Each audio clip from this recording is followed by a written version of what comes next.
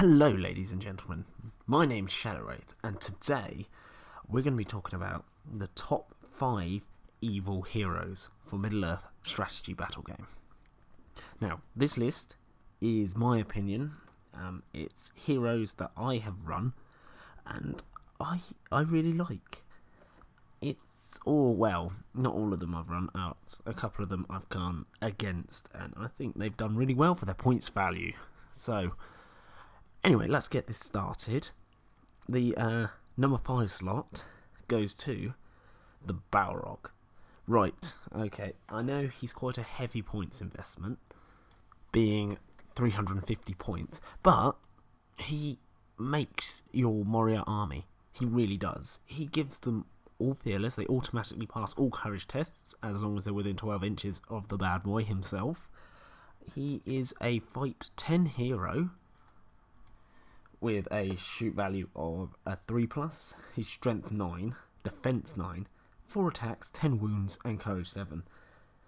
The downside to him is A, he's quite costly, like quite expensive in points, and B, he has no might. So, hope for that 6. But there are ways around it. So, sure, you can't do any kind of heroic abilities or anything like that, but if you get one goblin in the combat with him, and that goblin's in range of a banner, you've got a banner reroll. So you've got 5 dice to get a 6, and there's quite a good chance to get a 6 in there. I mean, better yet, you could have a little captain in with him, so you do have a bit of might in there, just to bump it up to a 6 if you need to.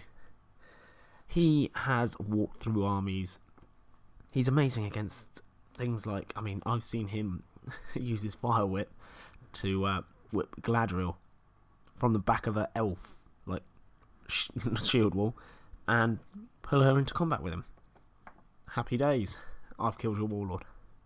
He gets a free heroic combat turn, just standard, so you can really stomp through the battlefield, and he's quite hard to bog down, because you got the mimic tactic, I call it, where you just chuck a chaff Gondor warrior at him. There you go kill a Gondor warrior. You can't do anything. I'll stop you from moving, and you get to kill a Gondor warrior. But yeah, no, he's really strong. But yeah, that's all I've got to really say about the Balrog. He's just a beat stick, a massive beat stick, and he's pretty cool. Makes everyone -1 courage. Yeah, happy days. So, the number 4 slot goes to the Witchking of Angmar. Right, the reason he's quite low on my list is there's a lot of different ways you can play him. So he basically starts at 70 points, which is really cheap, but that's with 0 might, 10 will, and 0 fate. And with 1 wound, he's going to die. So you need to upgrade him. So yeah, basically you've got to spend, I believe, 5 extra points for each point of might, will, or fate you want to put on him. Yeah, he's okay. He's strength 4, fight 5, defense 8, which is solid, but all wraiths are. 1 attack, absolute pants. 1 wound, that's a massive downside. 1 wound, a lucky shot can kill the Witch King. Your opponent rolls good, you roll poorly, and you lose the Witch King. That's too risky for me. Really too risky. But if you buff him up and give him the Crown of Morgul, he then gets 3 attacks, which is much, much better. And he can choose to reroll 1 dice when making a cast or resist test. So always bring him with the crown. I would, 100%. The only exception to that is if you stick him on a Fell Beast. So for a normal Fell Beast, it is 50 points, which I still think is quite expensive, but the Fell Beast is pretty solid. It bumps you up to 3 attacks at fight 7. Nice. But yeah, I don't know, it's quite hard. A lot of people will be upset with this, because a lot of people rate the Witch King quite highly. But I mean, Nature's Wrath. If you're arranging Nature's Wrath and don't resist it for whatever reason, you've lost your mount. 50-point mount. And he's too easy killed. He's too easy killed. If you get a few guys in him and trap him, you can kill him pretty happily, even if he is on a fell beast. Yeah, that's he can cast magic. That's the only other upside. He's a bit better at magic than the other wraiths. He's got Drain Courage, Transfix, Compel, Instill Fear. Your staff is broken, which is okay. That's pretty scary. Sap, like Gandalf's will if you want. Stopping him get that 3 point of will every turn. Black Dart, which is quite good, and Sap Will. And basically, he just casts a little bit better than the other wraiths. Yeah, so, I mean, fully upgraded is 150 points. That's Might, Will, and Fate. So you bump him up to 3 Might, 20 Will, and 3 Fate. Give him the Crown of Morgul. You can give him a Morgul Blade if you want. With a fell, but it becomes really expensive. And it's too much for a 1 wound hero. No thank you. Anyway, moving on. We've got number 3. Right. This is a bit of a fan favourite for me. And it is, of course, Dalum, Fleet Master of Umbar. Right. He is really cheap for what he does. He's 90 points. And for that you get Fight 5, Strength 4, Defense 4. Defense 4 is pretty bad. 3 attacks, fantastic. 2 wounds, okay. Courage 4, which is pretty pants.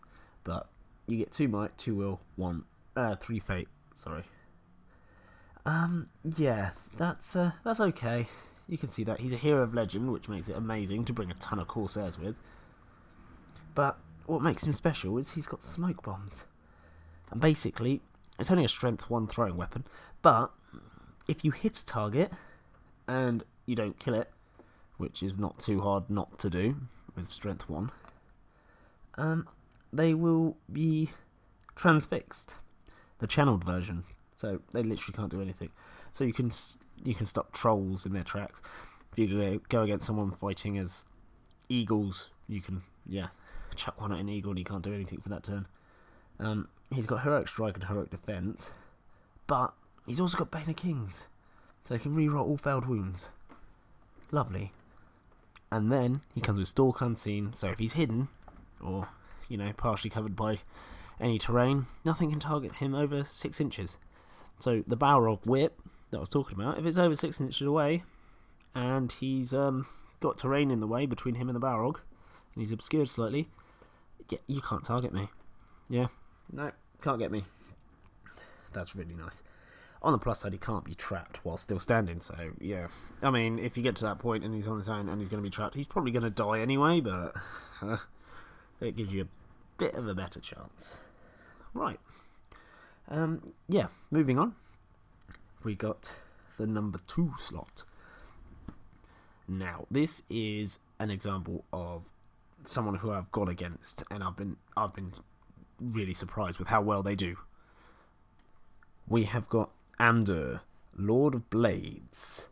Right, he is for the Easterlings. He is 130 points, and for that, what do you get? Well, first of all, we get Fight 6 hero. That's fantastic. That's on par with most named heroes on the good side. Strength 4, which is good. Defense 6, which is really good. So he's pretty tanky.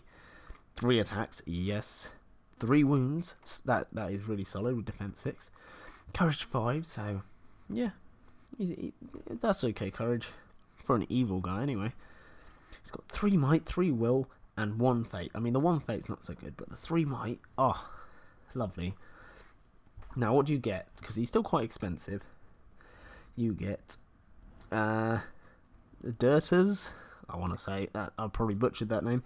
Basically, it's his Elven Made Hand and a Half Sword.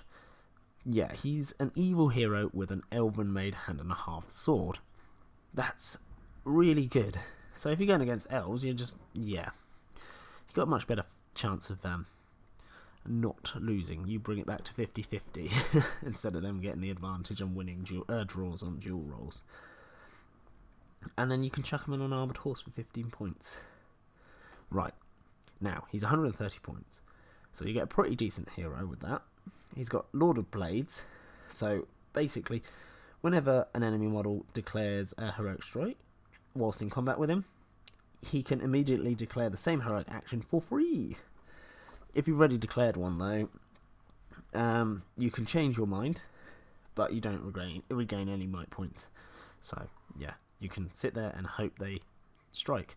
And the good thing about that is, a lot of people don't want to use the might, because they'll have to use a might point to bump themselves up higher than you, because a lot of, as I said before, named good heroes are fight 6. You're already fight 6, so you're the same fight. Now, if they don't strike, you're the same fight, but they only win on a 5 and a 6 if you both roll the same on a dual roll. So you've got a really good chance of winning there. If they do strike, you get to strike for free.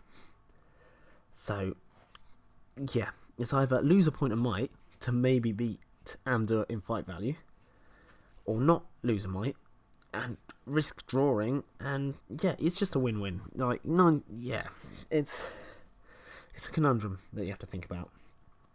So, yeah, and obviously when I said before, if he's courage 5, well, basically when you get broken, he suddenly bumps up to courage 6, which is okay. Now, you get all that, plus you get a free banner. So all Easterlings model treat Amdur as a banner. And if he kills the enemy leader in combat, I mean, you're doing pretty well at that point if you have. His banner range increases to 6 inches. So not suddenly he's King Alisar, yeah. Sweet. That's really good. He's got quite a lot of special rules. He's got Blood and Glory, Unyielding Combat Stance, Phalanx, and the Gleaming Horde. So, yeah, you can bump his armor save up. So his armor save? Ugh, wrong game. Defense up to 7 with Cataphracts, or on foot you can do it as well. So he's just awesome. You can get might back by killing heroes. Yeah, 130 points, absolute win. I would take him 100% if I played Easterlings. Now, the number 1 slot goes to the big white orc himself, the pale orc, Azog the Defiler. 165 points. Right, okay, we're going back to like the expensive heroes here now. But he is a monster. Now, we're talking a beat stick. Like, the Balrog is a beat stick, but this guy is as well. He's fight 7. That is insane. Fight 7 is so good. You're beating most named heroes that aren't elves. I mean, you're beating up quite a few of the elves as well. Your strength 5, so you're killing things quite happily. Defense 5, not so bad. I mean, you can give him heavy armor, and suddenly he just becomes a tank as well. That's only 10 points to do that. I mean, he's 165, so 175 for heavy armor. And you want to give him the white warg. So, what's that? 225 if my maths is correct. So, yeah, quite expensive, but you want all that. Okay, carrying on. He's got 3 attacks. That's awesome. 3 wounds. Yep, perfect. Courage 5. Yeah, that's okay for an evil hero. 3 might, 3 will, 1 fate. 1 fate's just, yeah, not great. But the 3 might, 3 will is awesome, but expected for quite an expensive hero. He is burly, so, I mean, you can swing your stone flail. I'd never bring the stone flail, by the way. Just doesn't seem worth it. If you disagree, please let me know. But you drop to fight 6. Meh. I don't know. Actually, it's only if you whirl, I think. Oh, no. You drop to fight 6, and when you whirl, you don't drop any further. That's okay, but no, I'm okay. I'll stay at fight 7, please. And then, on top of that, he has I Am the Master. So when rolling to wound an enemy hero after winning a fight, you never need to roll more than a 3+. Mind you, I said hero, okay? So anyone with the hero keyword. So I'm pretty sure the Balrog is a hero. I'm pretty sure Sauron is a hero. You're wounding these monsters on 3s. Yeah. He's really good. Okay, I play Azog's Legion, and they're really strong. Now let's quickly go on to the White Warg. Right, the White Warg, it's pretty solid. Basically, he's okay for everything. I mean, he's movement 10, so you're quick. He's got Fell Sight, so you can charge things that you can't see. He's got Terror, so Azog now causes Terror if he's on him, which is quite nice. But he's his Warg Strength 5, Defense 5, 2 attacks, 2 wounds, 4 courage. Who cares about that? If the Warg's running around on his own, which he could be if he gets dismounted, because he doesn't run away. Okay, he doesn't run away. He does stay. quite reliably, I've seen. Well, actually, he passes automatically. So, yeah. And he'll always pass all courage tests for the rest of the battle if he's dismounted. So he's going to stick around. So he's a free hero of 50. Well, not free, 50 points. It's okay, but this is where it gets good. Deadly Union. As long as Azog is mounted upon the White Warg, you can expend either Azog's or the White Warg's stores of Might, Will, and Fate, as if they shared the same profile. Although you should still mark them down as separately. That's fine. So you've suddenly got this beast of a hero with 6 might. Yeah, 6 might. 6 might, 4 will, 2 fate. Fantastic. Yeah. That's really tasty. Anyway, thank you for listening. Please let me know if you agree with this list or disagree, or if you think I missed any heroes, because I probably have, in your opinion, or in anyone's opinion. This is my personal list. Everyone's got their own list. But yeah, so I hope you have an absolutely lovely day, and I will see you in the next video. Goodbye.